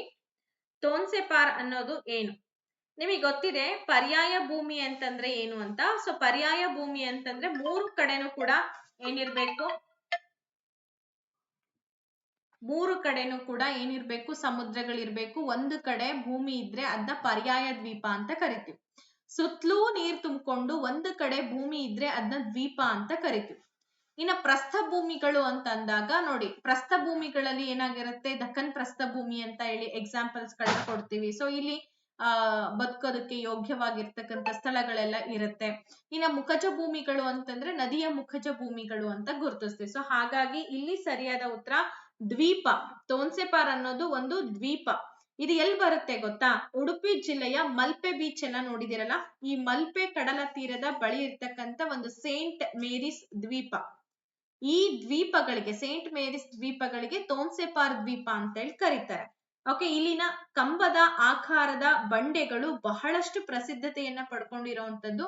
ಜೊತೆಗೆ ಇದೊಂದು ಪ್ರವಾಸಿ ತಾಣನೂ ಕೂಡ ಹೌದು. ಮಲ್ಪೆಗೆ ಹೋಗಿರ್ತೀರಾ, ಬಟ್ ಅದ್ರ ನಡುವೆ ಹೋಗಿ ಈ ಒಂದು ದ್ವೀಪ ಪ್ರದೇಶಕ್ಕೆ ಹೋಗೋದು ಸ್ವಲ್ಪ ಕಷ್ಟನೇ. ನೆಕ್ಸ್ಟ್ ನೋಡಿ, ಈ ಕೆಳಗೆ ಕೊಟ್ಟಿರುವಂತಹ ಜೋಡಿ ಪದಗಳನ್ನ ಪರಿಗಣಿಸಿ ಅಂತ ಕೊಟ್ಟಿದ್ದಾರೆ. ಒಂದು ಕಡೆ ಜಲವಿದ್ಯುತ್ ಯೋಜನೆಗಳನ್ನ ಕೊಟ್ಟಿದ್ದಾರೆ, ಇನ್ನೊಂದು ಕಡೆ ಅವುಗಳು ನಿರ್ಮಾಣಗೊಂಡಿರುವಂತಹ ರಾಜ್ಯಗಳನ್ನ ಗುರುತಿಸಿ ಅಂತ ಕೊಟ್ಟಿದ್ದಾರೆ. ಕಾಣಿಸ್ತಾ ಇದೆ ಅಲ್ವಾ? ಮೆಟ್ಟೂರು, ಕರ್ಕಪಾರ, ಹಾಗೆ ವೈತರಣ, ಮತ್ತೆ ಇನ್ನೊಂದು 4ನೇದು ಬಂದ್ಬಿಟ್ಟು ಸೀಲೇರು ಅಂತ ಇದೆ. 4ನೇ ಒಂದು ಇದು ಬಂದು ಜಲವಿದ್ಯುತ್ ಯೋಜನೆ ಬಂದ್ಬಿಟ್ಟು ಸೀಲೇರು. ಇದಕ್ಕೆ ಯಾವ ಒಂದು ರಾಜ್ಯವನ್ನ ಹೆಸರು ಕೊಟ್ಟಿದ್ದಾರೆ ಅಂತಂದ್ರೆ ಒರಿಸ್ಸಾ ಅಂತ ಕೊಟ್ಟಿದ್ದಾರೆ. ಈಗ ನಾವೇನ್ ಮಾಡ್ಬೇಕು ಇದನ್ನ ತಗೊಂಡು ಅಂತ ನೀವು ನನ್ನನ್ನ ಕೇಳ್ಬೋದು. ಇಲ್ಲಿ ಏನ್ ಮಾಡ್ಬೇಕು? ನಮಗೆ ಪ್ರಶ್ನೆ ಏನ್ ಬಂದಿದೆ ಗೊತ್ತಾ? ಈ ಮೇಲಿನ ಯಾವ ಜೋಡಿಯು ಸರಿಯಾಗಿ ಹೊಂದಿಕೆಯಾಗಿದೆ. ಇಲ್ಲೇನಾಗಿದೆ ಅಂತಂದ್ರೆ ಒಂದೊಂದು ಜೋಡಿ ಸರಿಯಾಗಿ ಹೊಂದಾಣಿಕೆ ಆಗಿಲ್ಲ. ಹಾಗಾದ್ರೆ ಯಾವ ಜೋಡಿ ಸರಿಯಾಗಿದೆ ಅನ್ನೋದನ್ನ ನೀವೀಗ ಚೂಸ್ ಮಾಡಿ ಆನ್ಸರ್ ಅನ್ನ ಹೇಳ್ಬೇಕು. ಯೋಚನೆ ಮಾಡಿ ಆನ್ಸರ್ ಅನ್ನ ಕೊಡಿ. ಸರ್ವೇ ಸಾಮಾನ್ಯ ಗೊತ್ತಿರುತ್ತೆ, ಬಹಳಷ್ಟು ಸಲ ಇದನ್ನ ಕೇಳಿರ್ತೀರಾ ನೀವು.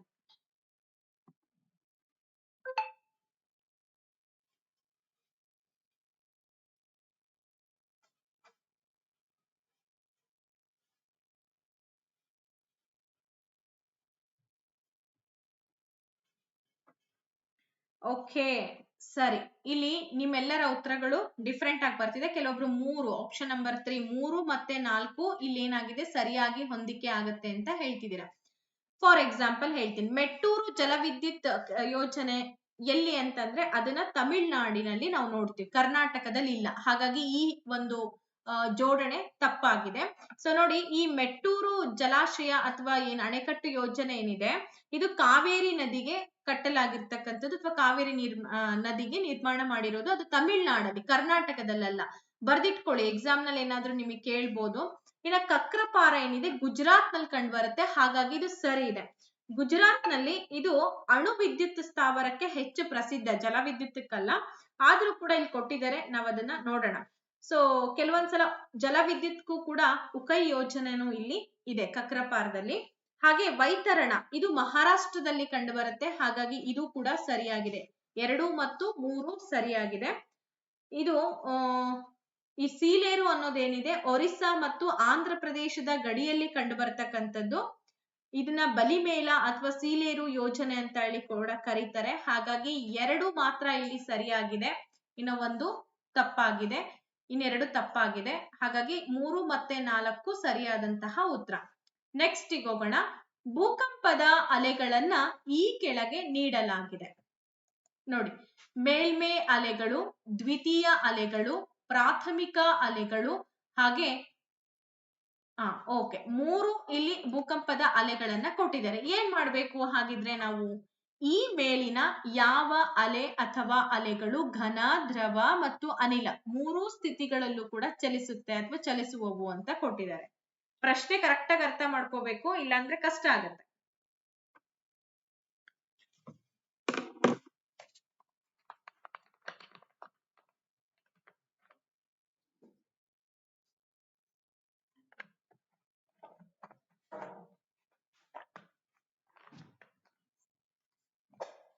ನೋಡಿ, ಈ ಮೇಲ್ಮೆ ಅಲೆಗಳಿಗೆ ನಾವ್ ಎಂತ ಅಲೆಗಳು ಅಂತ ಕರಿತೀವಿ ಅಂದ್ರೆ ಎಲ್ ವೇವ್ಸ್ ಅಂತ ಹೇಳಿ ಕೂಡ ಕರೀತಾರೆ.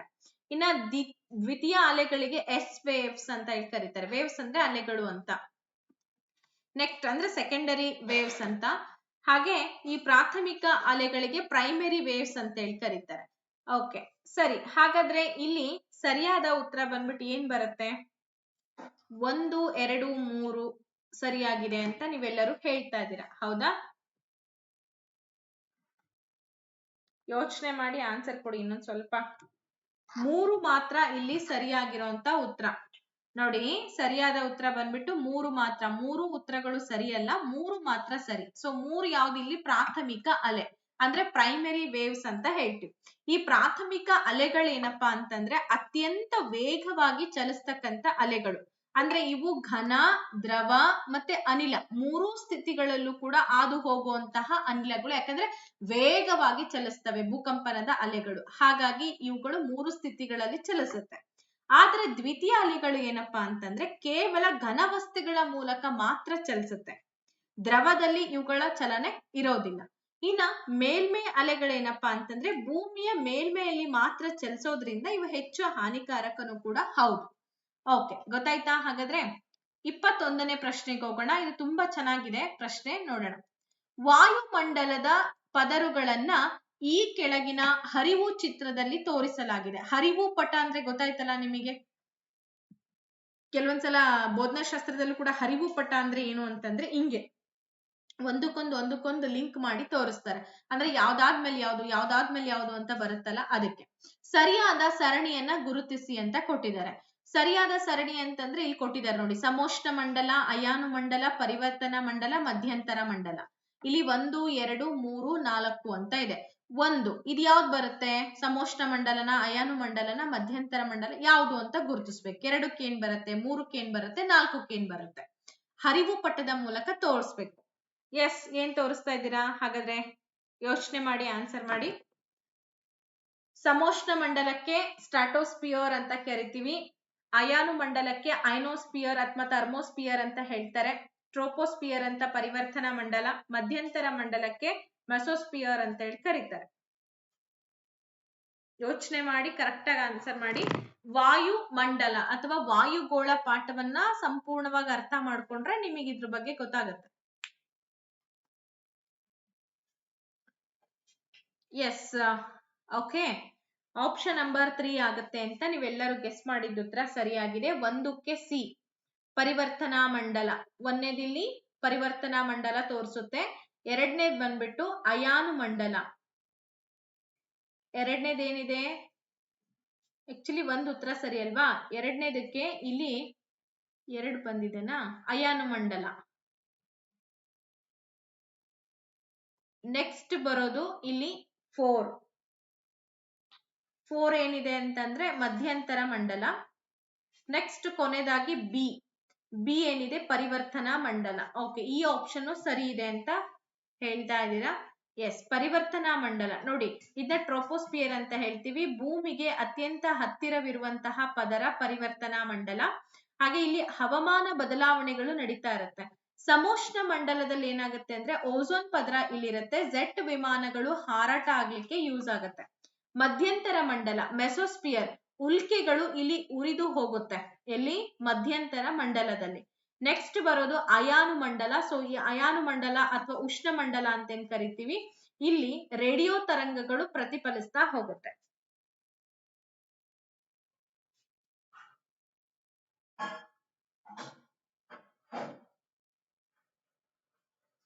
ಓಕೆ, ನೆಕ್ಸ್ಟ್ ಕ್ವಶನ್ಗೆ ಹೋಗೋಣ ಹಾಗಾದ್ರೆ. 22ನೇ ಪ್ರಶ್ನೆ ಹೀಗಿದೆ. 16 ಚದರ ಕಿಲೋಮೀಟರ್ ಭೂ ವಿಸ್ತೀರ್ಣ ಹೊಂದಿರುವಂತಹ ಒಂದು ಪ್ರದೇಶದಲ್ಲಿ 8,000 ಜನಸಂಖ್ಯೆ ಇದ್ದು ಅವರಲ್ಲಿ 3,000 ಸ್ತ್ರೀಯರು 5,000 ಪುರುಷರಾದರೆ ಆ ಪ್ರದೇಶದ ಜನಸಾಂದ್ರತೆ ಮತ್ತು ಲಿಂಗಾನುಪಾತ ಕ್ರಮವಾಗಿ ಅಂತ ಕೊಟ್ಟಿದ್ದಾರೆ.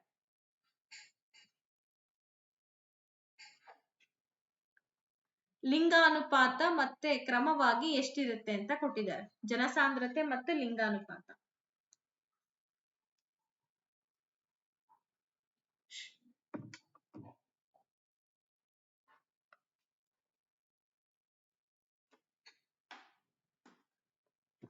ಓಕೆ, ನೋಡಿ ಯೋಚನೆ ಮಾಡಿ ಆನ್ಸರ್ ಕೊಡಿ.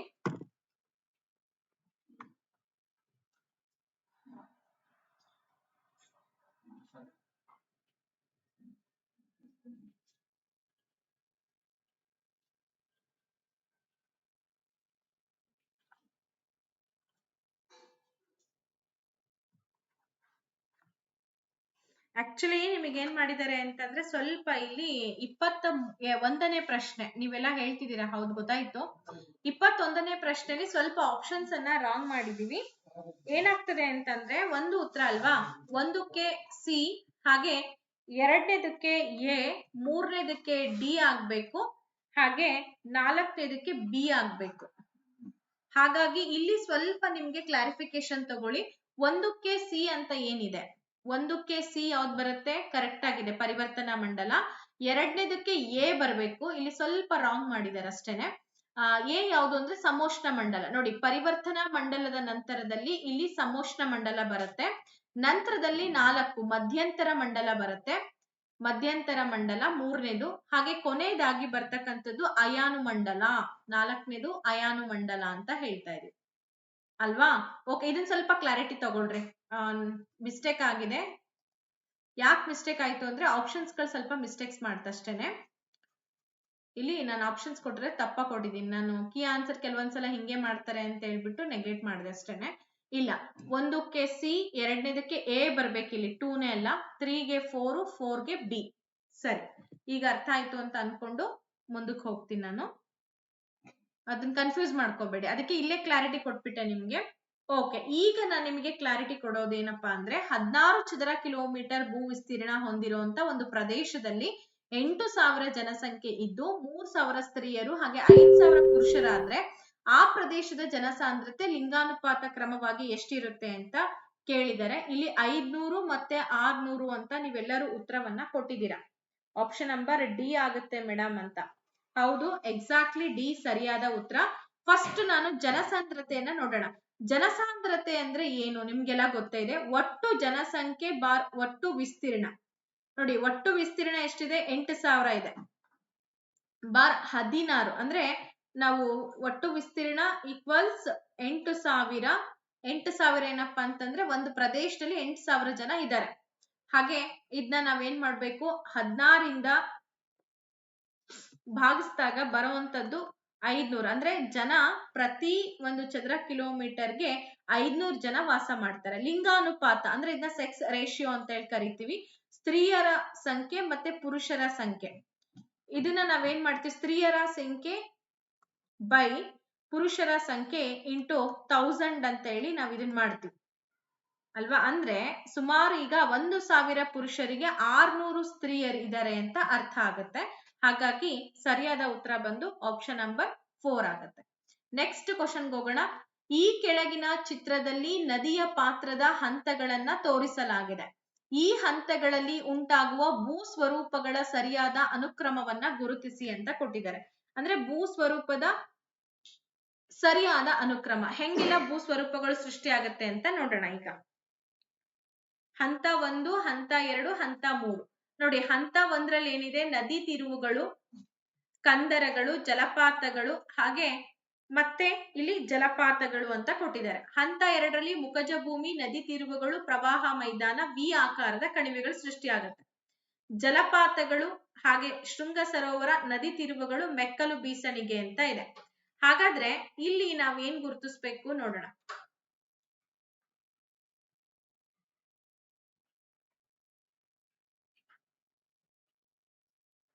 ಇದು ಆಪ್ಷನ್ ನಂಬರ್ 1, ಇದು ಆಪ್ಷನ್ ನಂಬರ್ 2, ಆಪ್ಷನ್ ನಂಬರ್ 3 ಹಾಗೆ ಆಪ್ಷನ್ ನಂಬರ್ 4 ಇದೆ.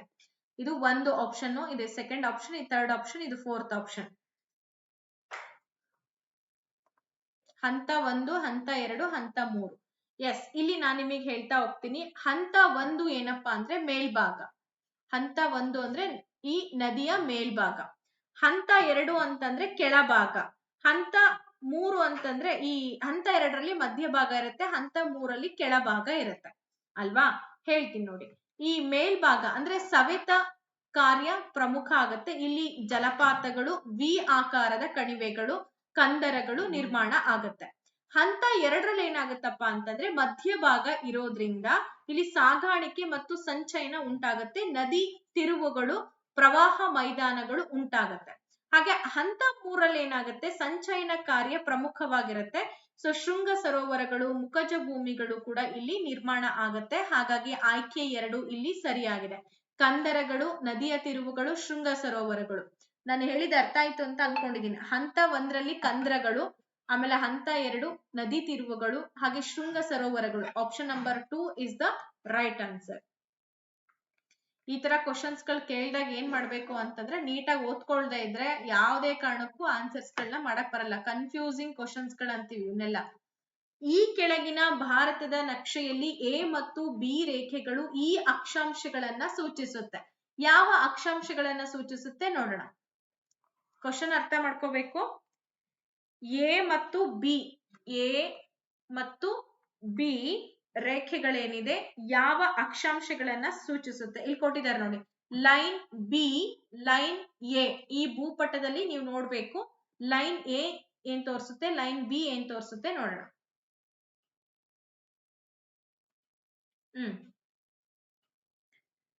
ಓಕೆ, ಇಲ್ಲಿ ನಿಮಗೆ ಆಪ್ಷನ್ಸ್ ಗಳು ತೋರಿಸಿ ನೋಡ್ಕೊಂಡ್ರ. ಆಪ್ಷನ್ಸ್ ಗಳು ನೋಡ್ಕೊಳ್ರಿ. ಉತ್ತರ ಅಕ್ಷಾಂಶ ಮತ್ತು 37.5 ಡಿಗ್ರಿ ಉತ್ತರ ಅಕ್ಷಾಂಶ, ಹಾಗೆ 8.4 ಡಿಗ್ರಿ ದಕ್ಷಿಣ ಅಕ್ಷಾಂಶ ಮತ್ತು 37.5 ಡಿಗ್ರಿ ಉತ್ತರ ಅಕ್ಷಾಂಶ, 37.5 ಡಿಗ್ರಿ ಉತ್ತರ ಅಕ್ಷಾಂಶ ಮತ್ತು 8.4 ಡಿಗ್ರಿ ಉತ್ತರ ಅಕ್ಷಾಂಶ, ಹಾಗೆ 37.5 ಡಿಗ್ರಿ ದಕ್ಷಿಣ ಅಕ್ಷಾಂಶ ಮತ್ತು 8.4 ಡಿಗ್ರಿ ಉತ್ತರ ಅಕ್ಷಾಂಶ ಅಂತ ಇದೆ. ಹಾಗಾದ್ರೆ ಮೇಲಿಂದು ಬಿ ಲೈನು, ಕೆಳಗಿಂದು ಎ ಲೈನು ಏನ್ ತೋರಿಸುತ್ತೆ ಅದನ್ನ ಹೇಳ್ಬೇಕು. ಓಕೆ, ಗೆಸ್ ಮಾಡಿರ್ತೀರಾ ಅಂತ ಅನ್ಕೊಂಡು ಉತ್ತರವನ್ನ ನೋಡೋಣ ಈಗ ನಾವು ಯಾವ್ದಾಗತ್ತೆ ಅಂತ. ಉತ್ತರ ಬಂದ್ಬಿಟ್ಟು ಆಪ್ಷನ್ ನಂಬರ್ 1, 8.4 ಡಿಗ್ರಿ ಉತ್ತರ ಅಕ್ಷಾಂಶ, ಹಾಗೆ 37.5 ಡಿಗ್ರಿ ಉತ್ತರ ಅಕ್ಷಾಂಶ. ಎರಡೂ ಕೂಡ ಉತ್ತರ ಅಕ್ಷಾಂಶಗಳಾಗಿದೆ. ಯಾಕೆ ಅಂತಂದ್ರೆ ನಮ್ಮ ಭಾರತ ಉತ್ತರ ಗೋಳಾರ್ಧದಲ್ಲಿ ಬರುತ್ತೆ. ಎಲ್ಲಿ ಬರುತ್ತೆ? ಉತ್ತರ ಗೋಳಾರ್ಧದಲ್ಲಿ ಬಂದಿರೋದ್ರಿಂದ ಎರಡೂ ಕೂಡ ಉತ್ತರ ಅಕ್ಷಾಂಶಗಳು. ಭಾರತದ ಮುಖ್ಯ ಭೂಭಾಗದ ಅಕ್ಷಾಂಶ ಒಂದು ವಿಸ್ತಾರ ಅಂತಂದಾಗ 8.4 ಡಿಗ್ರಿ ಉತ್ತರ ಅಕ್ಷಾಂಶ ಅಂತ ಹೇಳಿ ಗುರುತಿಸ್ತಾ ಇದೀವಿ ಉತ್ತರದಿಂದ. ಹಾಗೆ 37.5 ಡಿಗ್ರಿ ಉತ್ತರ ಅಕ್ಷಾಂಶದವರೆಗೂ ಕೂಡ ಅದು ವಿಸ್ತರಣೆ ಆಗಿರುವಂತದ್ದು. ರೇಖಾಂಶದ ವಿಸ್ತರಣೆ ಅಂತ ಬಂದಾಗ 68 ಡಿಗ್ರಿ ಅಲ್ಲಿಂದ ಹಿಡ್ಕೊಂಡು 68 ಡಿಗ್ರಿ 0.7 ಪೂರ್ವದಿಂದ ಹಿಡ್ಕೊಂಡು 97.25 ಡಿಗ್ರಿ ಪೂರ್ವದವರೆಗೂ ಕೂಡ ರೇಖಾಂಶವನ್ನ ನಾವಿಲ್ಲಿ ಗಮನಕ್ಕೆ ತೆಗೆದುಕೊಳ್ಬಹುದು. ಇದು ಸರಿಯಾದ ಉತ್ತರ ಆಪ್ಷನ್ ನಂಬರ್ 1. ಯಾಕೆ ಅಂತಂದ್ರೆ ನಮ್ಮ ಭಾರತ ಬರ್ತಕ್ಕಂಥದ್ದು ಉತ್ತರಾರ್ಧ ಗೋಳದಲ್ಲಿ. ಸೊ ಹಾಗಾಗಿ ನೆಕ್ಸ್ಟ್ ಪ್ರಶ್ನೆಗೆ ಹೋಗೋಣ. 25ನೇ ಪ್ರಶ್ನೆ ಹೀಗಿದೆ. ಈ ಕೆಳಗಿನ ಪಟ್ಟಿಯಲ್ಲಿ ನೈಸರ್ಗಿಕ ಸಂಪನ್ಮೂಲಗಳನ್ನ ನೀಡಲಾಗಿದೆ. ಅರಣ್ಯಗಳು, ಖನಿಜಗಳು, ಪೆಟ್ರೋಲಿಯಂ, ಸೂರ್ಯನ ಶಾಖ, ನೀರು, ನೈಸರ್ಗಿಕ ಅನಿಲ. ನೋಡಿ, ಈ ತರ ಕ್ವಶನ್ಸ್ ಗಳನ್ನ ಕೊಟ್ಟಾಗ ಟೈಮ್ ಮ್ಯಾನೇಜ್ಮೆಂಟ್ ಮಾಡೋದು ತುಂಬಾ ಇಂಪಾರ್ಟೆಂಟ್ ಆಗುತ್ತೆ. ನೀವು ಟೈಮ್ ಮ್ಯಾನೇಜ್ಮೆಂಟ್ ಮಾಡ್ಲಿಲ್ಲ ಅಂತ ಅಂದ್ರೆ ಬಹಳಷ್ಟು ಅಂಕಗಳನ್ನ ಇಲ್ಲಿ ಕಳ್ಕೋಬೇಕಾಗತ್ತೆ. ಫಾಸ್ಟ್ ಅಂಡ್ ಫಾಸ್ಟ್ ಈ 3 ವಿಷಯಗಳನ್ನ ಮುಗಿಸ್ಕೊಂಡು ಸೋಷಿಯಲ್ ಸೈನ್ಸ್ ಬರ್ಬೇಕಾಗತ್ತೆ. ಕನ್ನಡ, ಇಂಗ್ಲಿಷ್, ಸೈಕಾಲಜಿನ ಸ್ವಲ್ಪ ಬೇಗ ಮುಗಿಸ್ಕೊಂಡು ಈ ಕ್ವಶನ್ಸ್ ಗಳಿಗೆ ಜಾಸ್ತಿ ಸಮಯ ಕೊಡ್ಬೇಕಾಗತ್ತೆ. ಅರ್ಥ ಮಾಡ್ಕೊಳ್ಳಿ. ಒಂದೊಂದ್ ಪ್ರಶ್ನೆಗೆ ಒಂದೊಂದ್ ನಿಮಿಷನೂ ಬೇಕಾಗತ್ತೆ ಇಲ್ಲಿ. ಈ ತರ ಸಿಂಪಲ್ ಕ್ವಶನ್ಸ್ ಗಳಿಗೆ ತೊಂದರೆ ಇಲ್ಲ. ಸ್ವಲ್ಪ ಅಕ್ಷಾಂಶಗಳು, ರೇಖಾಂಶಗಳ ಜ್ಞಾನ, ನಮ್ ಇಂಡಿಯಾದ ಸ್ಥಾನ ಏನಿದೆ ಅದೆಲ್ಲ ಒಂಚೂರು ನೀವು ನೆನ್ಪು ಮಾಡ್ಕೊಂಡ್ರಿ ಅಂತಂದ್ರೆ ಈಸಿ ಆಗತ್ತೆ. ಓಕೆ, ಆಪ್ಷನ್ ನಂಬರ್ 2 ಆಗುತ್ತೆ ಮೇಡಮ್. 1, 4, 5 ಮತ್ತೆ 2, 3, 6 ಅಂದ್ರೆ ನವೀಕರಿಸಬಹುದಾದ ಮತ್ತೆ ನವೀಕರಿಸಲಾಗದ ಸಂಪನ್ಮೂಲಗಳನ್ನ ಗುರುತಿಸಿ ಅಂತಂದಾಗ 1, 4, 5 ಈ 3 ನವೀಕರಿಸುವಂತಹ ಸಂಪನ್ಮೂಲಗಳು. ನವೀಕರಿಸಕ್ ಆಗದೆ ಇರೋದು ಅಂತಂದ್ರೆ 2, 3, 6 ಇವುಗಳ ಬಗ್ಗೆ ಸ್ವಲ್ಪ ಹೇಳ್ತೀನಿ. ನವೀಕರಿಸಬಹುದಾದಂತಹ ಸಂಪನ್ಮೂಲಗಳು ಅಂದ್ರೆ ಅರಣ್ಯ, ಸೂರ್ಯನ ಶಾಖ ಮತ್ತು ನೀರು, ಗಾಳಿ. ಇವುಗಳನ್ನ ನಾವು ನವೀಕರಿಸಬಹುದಾದ ಅಂತಂದ್ರೆ ಮರುಬಳಕೆ ಮಾಡಬಹುದು ಅಥವಾ ತಾನೇ ಅದು ಉತ್ಪತ್ತಿ ಆಗುವಂತಹ ಒಂದು ಸಂಪನ್ಮೂಲ. ಈ ನವೀಕರಿಸಲಾಗದ ಸಂಪನ್ಮೂಲಗಳು ಅಂತಂದಾಗ ಏನಪ್ಪಾ? ಖನಿಜಗಳು, ಪೆಟ್ರೋಲಿಯಂ ಉತ್ಪನ್ನಗಳು, ನೈಸರ್ಗಿಕ ಅನಿಲ. ಇವು ಒಂದು ಸಲ ಏನಾದ್ರೂ ಭೂಮಿಯ ನಿಕ್ಷೇಪದಿಂದ ಖಾಲಿ ಆದ್ರೆ ಮತ್ತೆ ಅದನ್ನ ನಮ್ಗೆ ಸಿಗೋದು ಬಹಳ ಕಷ್ಟ. ಹಾಗಾಗಿ ಅದನ್ನ ನವೀಕರಿಸಲಾಗದ ಸಂಪನ್ಮೂಲಗಳು ಅಂತ ಗುರುತಿಸ್ತಾ ಇದೀವಿ. ಓಕೆ, ಹಾಗಾದ್ರೆ ಇವತ್ತು ನಾನು ನಿಮಗೆ 25 ಪ್ರಶ್ನೆಗಳನ್ನ ಹೇಳಿದ್ದೀನಿ. ಸೊ ಇಲ್ಲಿ ನಿಮಗೆ ಒಂದು ಕನ್ಫ್ಯೂಷನ್ ಎಲ್ಲಾಯ್ತು ಅಂತಂದ್ರೆ ಅದೇ ಹೇಳದ್ನಲ್ಲ, ಇಲ್ಲಿ ಇದನ್ನ ಕ್ಲಾರಿಟಿ ಕೊಟ್ಟಿದ್ದೀನಿ. ಮತ್ತೆ ಇದನ್ನ ಕಮೆಂಟ್ ಅಲ್ಲಿ ಹೇಳ್ಬೇಡಿ, ದಯವಿಟ್ಟು ಹೇಳ್ಬೇಡಿ. ನಾನು ಆಲ್ರೆಡಿ ಕ್ಲಾರಿಟಿ ಕೊಟ್ಟಿದ್ದೀನಿ ನಿಮಗೆ ಏನಾಯ್ತು ಅಂತ. 1ಕ್ಕೆ ಸಿ ಅಂತಂದ್ರೆ ಪರಿವರ್ತನಾ ಮಂಡಲ, ಅದಾದ್ಮೇಲೆ ಎ ಸಮೋಷ್ಣ ಮಂಡಲ, ಅದಾದ್ಮೇಲೆ 4 ಮಧ್ಯಂತರ ಮಂಡಲ, ಕೊನೆಯದಾಗಿ ಬರ್ತಕ್ಕಂಥದ್ದೇ ಅಯನೋಸ್ಫಿಯರ್ ಅಥವಾ ಅಯಾನು ಮಂಡಲ. ಇದಕ್ಕೆ ಯಾರು ಮತ್ತೆ ಕಮೆಂಟ್ ಹಾಕ್ಬೇಡಿ. ನೆಕ್ಸ್ಟ್ ಇನ್ನೊಂದು ಏನ್ ಡೌಟ್ ಇದೆ ಇಲ್ಲಿ? ಯಾವ್ದು ಡೌಟ್ ಇಲ್ಲ ಈ ಕ್ವಶನ್ಸ್ ಪೇಪರ್ ಅಲ್ಲಿ, ಮತ್ತೆ ಯಾವುದೇ ರೀತಿ ಡೌಟ್ ಇಲ್ಲ. ಸುಮಾರು 25 ಪ್ರಶ್ನೆಗಳನ್ನ ಈ ಒಂದು ತರಗತಿಯಲ್ಲಿ ಬಿಡಿಸಿದ್ದಾಗಿದೆ. ಇನ್ನ ಉಳಿದಿರುವಂತಹ ಕ್ವಶನ್ಸ್ ಗಳನ್ನ ನಾಳೆ ನಾನು ಕಂಪ್ಲೀಟ್ ಆಗಿ ನಿಮ್ಗೆ ಕವರ್ ಮಾಡಿ ಕೊಡುವಂತ ಪ್ರಯತ್ನ ಮಾಡ್ತೀನಿ. ಓಕೆ, ಎಲ್ಲಾ ಪ್ರಶ್ನೋತ್ತರಗಳು ನಿಮಗೆ ತುಂಬಾ ಯೂಸ್ಫುಲ್ ಆಗುತ್ತೆ. ಯಾವುದೇ ಕಾರಣಕ್ಕೂ ಕೂಡ ಈ ಕ್ಲಾಸ್ ಅನ್ನ ಯಾರು ನೆಗ್ಲೆಕ್ಟ್ ಮಾಡಬೇಡಿ. ಇನ್ನೊಂದು ಪುರಾತತ್ವ ಇಲಾಖೆ ಬಗ್ಗೆ ಕೂಡ ಸ್ವಲ್ಪ ಕ್ವಶನ್ ಮಾಡ್ತೀರಾ, ಕನಿಂಗ್ ಹ್ಯಾಮ ಅಥವಾ ಲಾರ್ಡ್ ಕರ್ಜನ್ ಅಂತ ಹೇಳಿ. ಆಕ್ಚುಲಿ ಇಲ್ಲಿ ಸರಿಯಾದ ಉತ್ತರ ಬರೋದು ಕನಿಂಗ್ ಹ್ಯಾಮ್ ಅಂತಾನೆ ಬರುತ್ತೆ. ಬಟ್ ಕೀ ಆನ್ಸರ್ ಅಲ್ಲಿ ಲಾರ್ಡ್ ಕರ್ಜನ್ ಅಂತ ಕೊಟ್ಟಿದ್ದಾರೆ. ಇದೀಗ ಇಂಥ ಕ್ವಶನ್ಸ್ ಏನ್ ಮಾಡ್ಬೇಕು ಅಂತಂದ್ರೆ ಏನು ಮಾಡಕ್ ಆಗಲ್ಲ ಕೆಲವೊಂದ್ಸಲ. ಹೇಳ್ತೀನಿ, ಒಂದೇ ಒಂದು ನಿಮಿಷ.